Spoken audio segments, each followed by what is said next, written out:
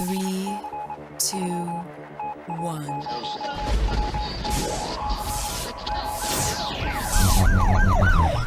We'd like to welcome you to another edition of GrokTALK, brought to you by New Hampshire's leading conservative blog site, GrokTALK.com. We are your feared, extremist, right-wing, hard-charging, gun-toting, opinionated, outspoken, rabble-rousing, letter-writing, radio microphone stomping conservatives and rational libertarians. So get ready for more news and opinion you could only get from GrokTALK.com.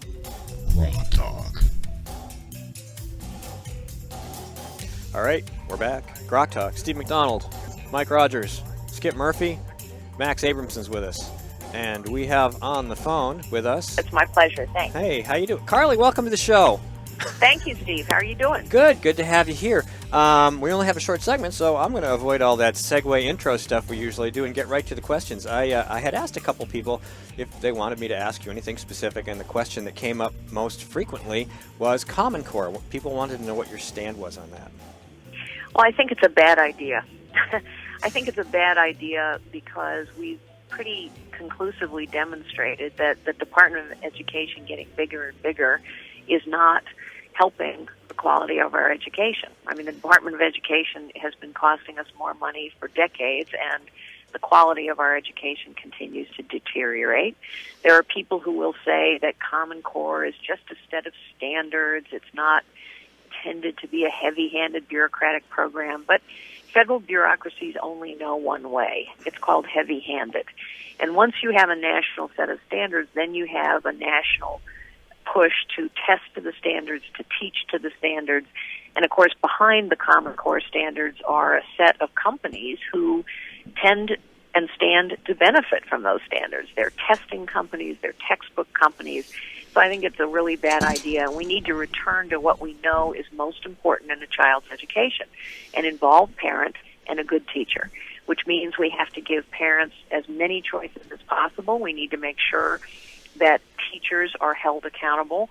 You know, one of the things that New Hampshire has done that I think is really smart is give people an education tax exemption, and it includes every form of educational option, including homeschooling. That's the way to do it. Give parents a choice, hold teachers accountable, and push the involvement in education to as close to the local level as possible.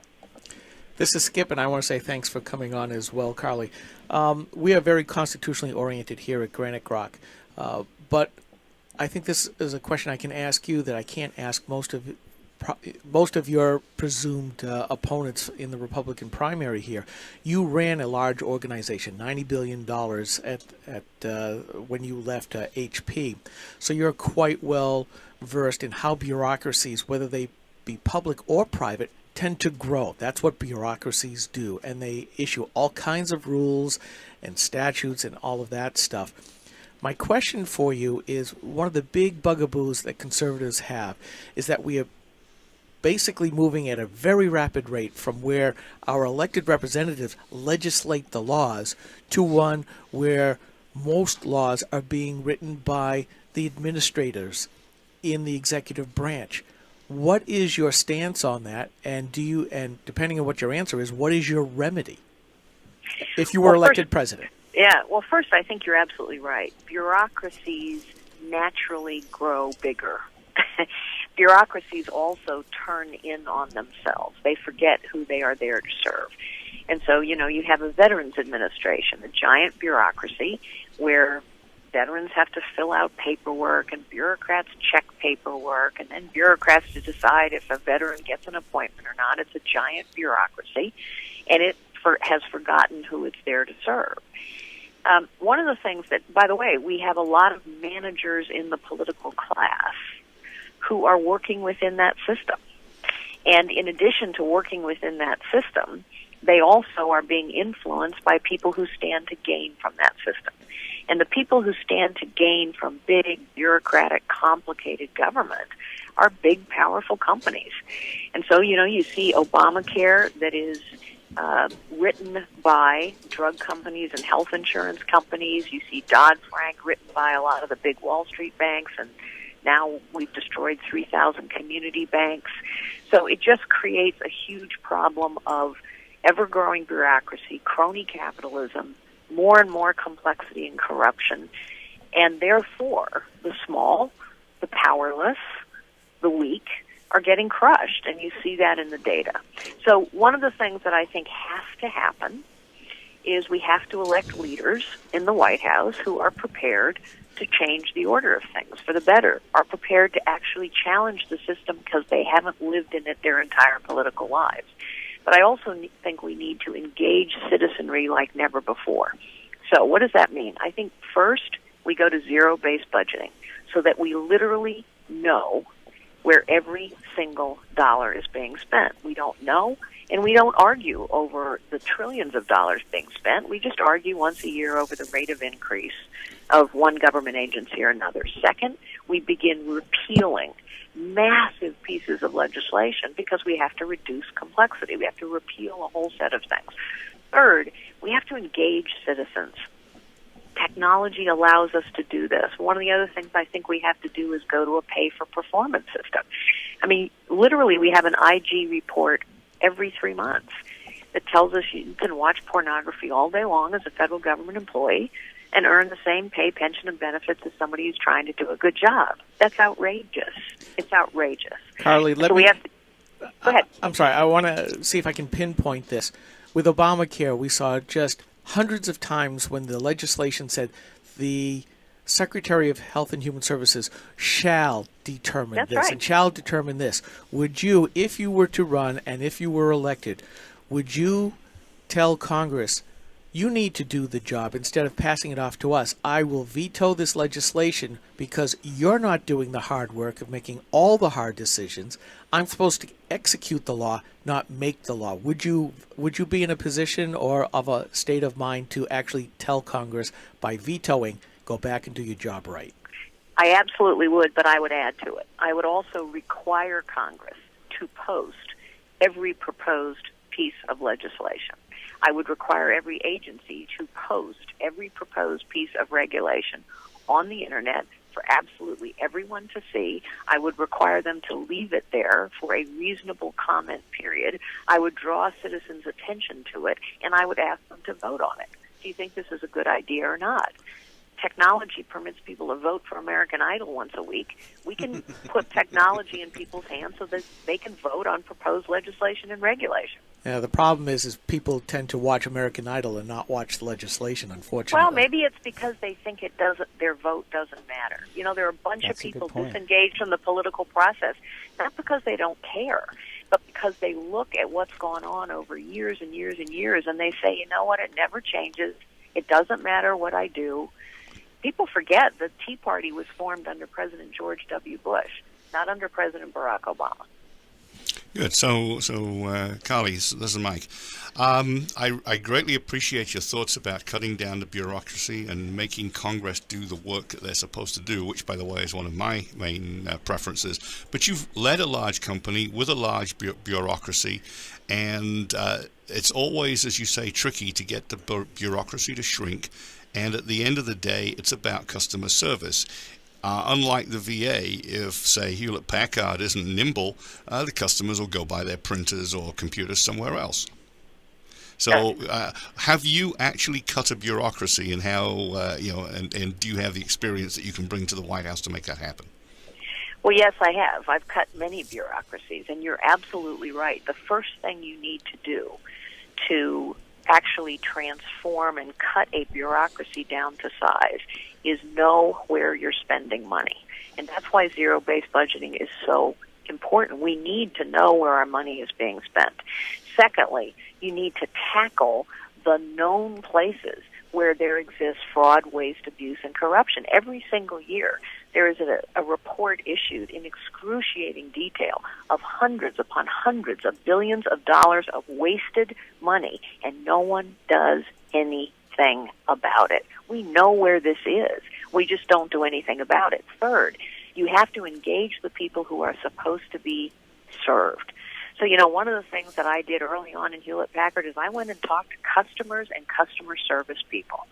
And the interesting thing is people who are at the tip of the spear, customers who are being served or those people trying to serve them, they know what's wrong. They know what's wrong. They're just never asked. So, I've talked about the VA. You know what I would do? In addition to making sure that all senior executive servants could be fired if they weren't doing the job, not just the top 400 in the VA, I would ask 10 veterans of about 25 years of age, tell us how you want to be served. Give us the blueprint for how we deliver services to you. And that would give us a destination towards which to move a bureaucracy. That's wonderful. Thank you for being on the show. This is Representative Max Abramson. How are you, sir? Doing very well this morning. Beautiful weather. Finally, we're getting spring weather. There are two issues in my district, Hampton Falls and Seabrook. We're down on the seacoast. There are two issues in my district that I hear about over and over and over again. One, of course, is Common Core, which you mentioned. The other is Obamacare. How would you convince undecided independent voters of the need to repeal Obamacare? Well, I think first we have to recognize that Obamacare was sold to the American people on a false premise. The false premise, for example, was that you can't get insurance coverage if you have a pre-existing condition. And in New Hampshire, just as an example, high-risk pools exist where people can, in fact, be covered if they have a pre-existing condition. I know how important that is. I'm a cancer survivor. So this problem has been solved at the state level in many, many states, in New Hampshire and California and many others. Secondly, the legislation itself, Obamacare, is longer than a Harry Potter novel. And it's not nearly as interesting, so nobody read it. And in addition to that Harry Potter novel, there are now 30,000 plus pages of accompanying regulation. In other words, this thing is so complicated, nobody understands it. And so the reality of that is that hospitals are consolidating to deal with it. Insurance companies are consolidating to deal with it. And by the way, the dirty little secret of Obamacare is that insurance companies and drug companies help to write it. It's called crony capitalism. And so we have to repeal this thing. They did, but it still came back to bite them because they got cheated. Well, that's right. Everybody got cheated, but most importantly, the American people got cheated. And so we have to repeal it because you can't tinker around the edges of that much complexity. We need to make sure that people are covered with pre-existing conditions. That's been done successfully at the state level. We need to be sure that people have access to quality, affordable health care. And, of course, in New Hampshire, Obamacare has taken away access for so many people to their doctors and their hospitals. And finally, I think in the health insurance market, we should try the one thing we have never tried. We've never tried real competition, where companies have to serve customers. Because the health insurance market for 100 years has been a regulated industry where health insurance companies and regulators get together and decide on the rules of the road. Customers are best served when people actually have to compete for their business. Carly, we're running to the end of the segment here. I want to first invite you back because we'd love to have you in the studio or even get you on the phone for a longer segment in the future if we can do that. Well, that'd be fantastic. Thank you. My closing question is, what would your advice be, whether it's you or somebody else, to the Republicans and the Republican Party on how to compete and win the next presidential election? Well, I will just say I think you have to know who we're up against. And we're up against Hillary Clinton. We must beat her. Hillary Clinton desperately wants to talk about becoming the first woman president. Hillary Clinton desperately wants to talk about the war on women. Hillary Clinton desperately does not want to talk about her track record, her accomplishments or lack thereof, her lack of candor and transparency over Benghazi or Emailgate or all the rest. If she faces me on a general election stage, she cannot talk about becoming the first woman president. She can't talk about the war on women. She will be forced to play on the ground of her accomplishments, her track record, her capability and character for leadership. And on that ground, I will win. All right. Well, thank you very much for taking time to talk to us. We will reach out to different individuals to try to arrange that next interview. Thank you so much. It's great to be with you, gentlemen. All right. You have a great weekend. All righty. Bye-bye. Bye-bye. All right. That was Carly Fiorina. We are going to take a very short break, and we will be right back to continue the discussion on GrokTALK. This is a coalition of New Hampshire taxpayers. We're located at 8 North Main in Concord, New Hampshire. This is the repository for all things conservative and municipal. So if you have a problem in your town, your school, your budget committee, the right to know law, and now at the top of our list is voter fraud. You have a tip for us, some information for us, you want to join or help us out, cnht.org.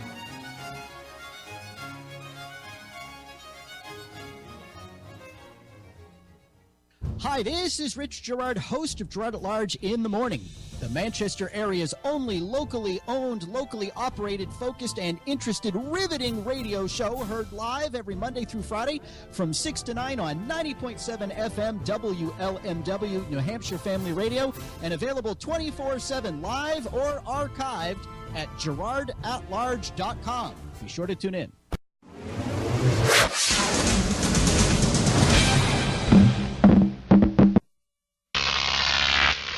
Grok TV.